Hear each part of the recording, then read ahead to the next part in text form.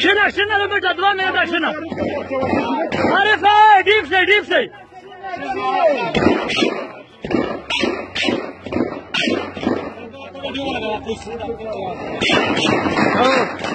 دا تاسو مخامخ وینئ چې کوم فایرینګ شوي دی دا د میر د امر کمیټۍ وایي چې حکومت موږ جوړ کړي دي د هغه طالبون دي چې وروسته دا د ګناه خلکون دی د رژیم په مزدګاري کې دی فایرینګ شروع کړی دی دا ورا ملګری تاسو وینئ دا چې کوم نوستي دغه زخمي شوی دی اوس په دغه موقع باندې او زه خپله په لوس باندې زخمي شوی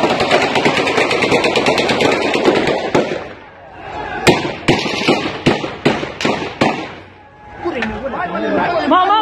ولې ما ورکړې نه راسئ بغداد ته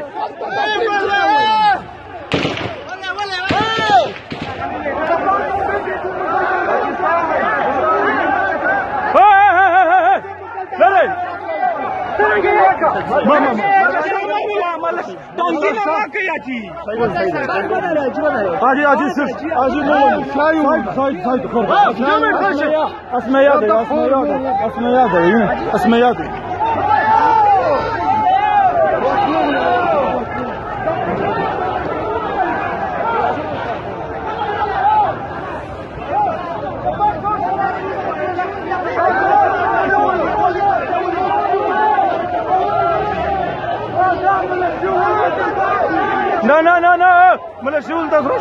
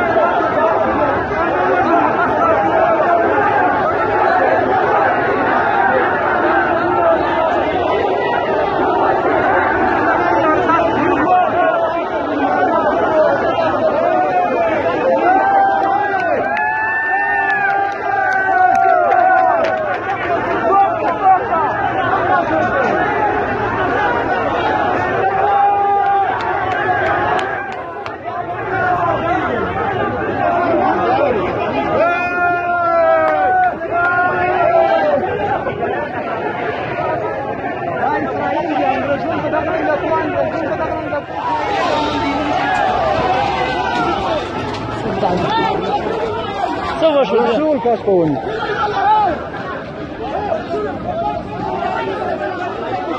ما ناكلو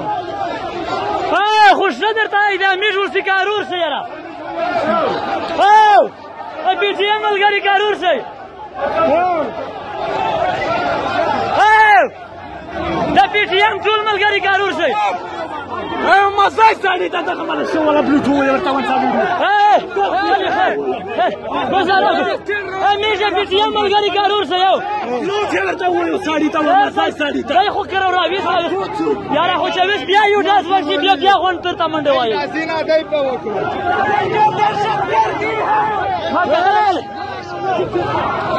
وروست دوه په فایټ شیرینه دی دهشتګرد یو رانه راته مقبول صاحب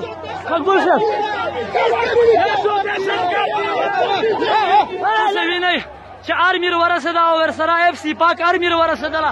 خو دغه د پاکستان طالبان چې پاکستان جوړ کړي دي دوی د بیا هم فایرینګ کو د مصر په خپل حکومت باندې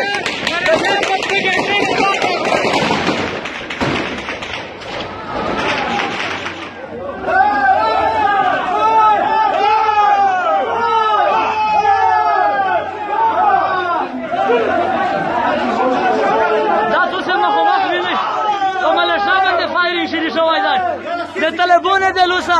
د کمیټۍ د لوسه چې کوم حکومت خپله جوړه کړې ده د هغې د لوسه په عام عوام باندې په ملیشا باندې په پاک آرمي باندې دوی د فایرنګ شروع کړی دی دا د میر د پاکستان هغه طالبان دي په خاص بازور کې په دا وخت په زرینه ګاډي تباه شول